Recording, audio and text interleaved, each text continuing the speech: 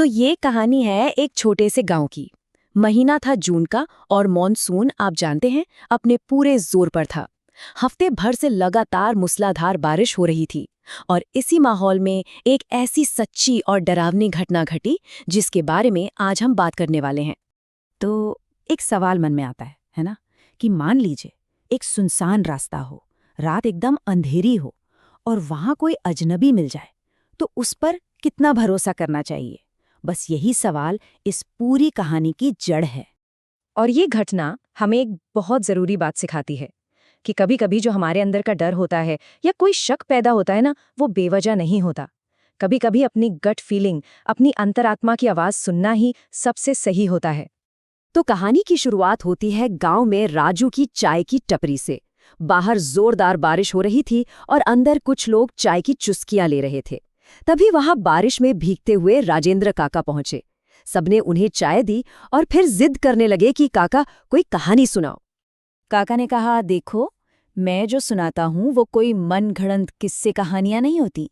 ये वो सच्ची घटनाएं हैं जो मेरे साथ घटी हैं। अब ये सुनकर तो वहां बैठे लोगों की दिलचस्पी और भी बढ़ गई और फिर काका ने अपनी जिंदगी का एक बहुत ही खौफनाक किस्सा सुनाना शुरू किया। काका ने बताना शुरू किया। बोले, ये उस वक्त की बात है जब मैं कोई 30 साल का रहाऊंगा। रात एकदम काली थी, ऊपर से बिजली कड़क रही थी और बारिश तो रुकने का नाम ही नहीं ले रही थी। ऐसे मौसम में वो दफ्तर से अपने दोस्त राम त्रिपाठी के घर जाने के लिए अकेले ही पैदल निकल पड़े थे।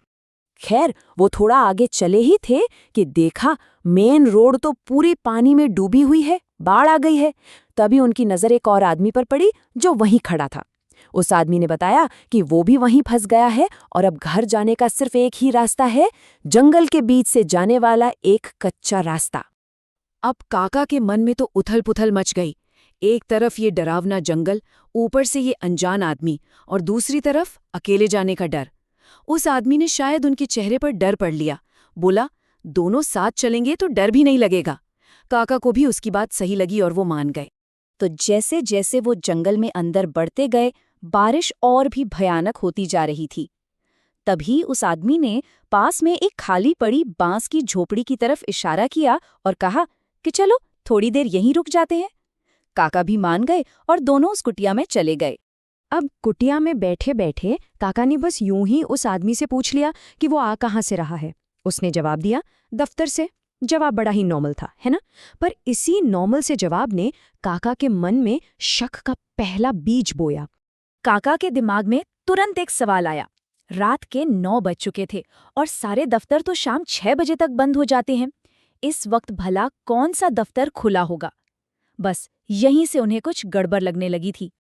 और तभी अचानक उस घने अंधेरे से अजीब अजीब आवाजें आने लगीं। कभी ऐसा लगता जैसे कोई बच्चा जोर जोर से रो रहा है, तो कभी लगता कोई लड़की खिलखिलाकर हंस रही हो। इन आवाजों ने तो काका के दिल में और भी ज्यादा दहशत भर दी। वो अजनबी जोर देकर कहने लगा कि उन्हें जाकर देखना चाहिए, क्या पता कोई मुसीबत में हो। काका तो मना करते रहे, पर वो आदमी माना नहीं और उन्हें लगभग खींचते हुए जंगल में और अंदर ले जाने लगा। वो लोग कुछ ही कदम आगे बढ़े होंगे कि एक जोरदार चरमराहट की आवाज आई और एक बड़ा सा बांस का पेड़ टूटकर सीधा उनके रास्ते पर आ गिरा। आगे जाने का रास्ता पूरी तरह बंद हो गया। उस अजनबी ने तो एक पल भी नहीं सोचा और बड़े आराम से उस गिरे हुए पेड़ को पार कर लिया। लेकिन काका वहीं के वहीं रुक गए। उन्हें अचानक अपने बड़े बुजुर्गों की कही हुई एक पुरानी बात याद आ गई और उनका शक अब यकीन में बदल चुका था। जब काका आगे नहीं बढ़े तो उस अजनबी की आवाज का लहजा ही बदल गया। अब उसमें गुस्सा और एक अजीब सी बेसब्री थी। वो दोस्ताना नहीं लग रहा था। उसने जोर से कहा, आइए ना, रुक क्यों गए? और ठीक उसी पल आसमान में जोर से बिजली कड़की। उस एक पल की रोशनी में काका ने जो देखा, उसे देखकर तो उनके पैरों तले से जमीन ही खिसक गई। वो कोई आदमी था ही नहीं, वो एक भयानक कंकाल था।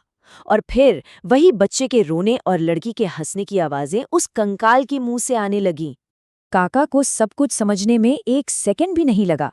उन्होंने आव देखा न ताव और अपनी जान बचाने के लिए बेतहाशा भागे। वो तब तक नहीं रुके जब तक जंगल खत्म नहीं हो गया। जंगल के बाहर उन्हें उनका दोस्त राम त्रिपाठी मिला, जो परेशान होकर उन्हें ही ढूंढने निकला था। जब काका अपने दोस्त के घर पहुंचे और कांपते हुए पूरी बात बताई, तब राम त्रिपाठी ने उस कुटिया का भयानक राज खोला। उसने बताया कि कई साल पहले उस झोपड़ी में एक गरीब आदमी अपने 2 बच्चों के साथ रहता था। उस पर साहूकारों का बहुत कर्ज था। एक रात साहूकारों ने उसकी झोपड़ी में आग लगा दी, जिसमें उसके दोनों बच्चे जलकर मर गए। इस सदमे को वो बाप बर्दाश्त नहीं कर पाया और उसने भी अपनी जान दे दी।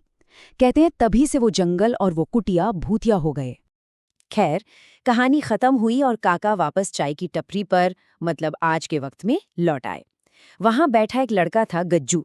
उसने पूछा, पर काका, वो बांस का पेड़ गिरने पर आपको ऐसी कौन सी बात याद आ गई थी कि आप वहीं रुक गए? तब काका ने बताया, हमारे बड़े बुजुर्ग एक बात कहा करते थे कि अगर रात में सफ़र करते हुए रास्ते में कोई बांस का पेड़ टूटकर गिरे तो समझो वो एक चेतावनी है, अपना रास्ता बदल लो, लेकिन उस गिरे हुए पेड़ को कभी पार मत करना। काका ने कहा कि बस इसी एक पुरानी बात ने उस रात उनकी जान बचा ली। तो बात फिर वहीं आकर रुक जाती है। क्या वो सिर्फ एक अंधविश्वास था, या पीढ़ी दर पीढ़ी चले आ रहे अनुभव से निकली एक सच्ची चेतावनी थी? खैर, इसका जवाब तो शायद इस बात में ही छिपा है कि हम किस पर भरोसा करना चुनते हैं।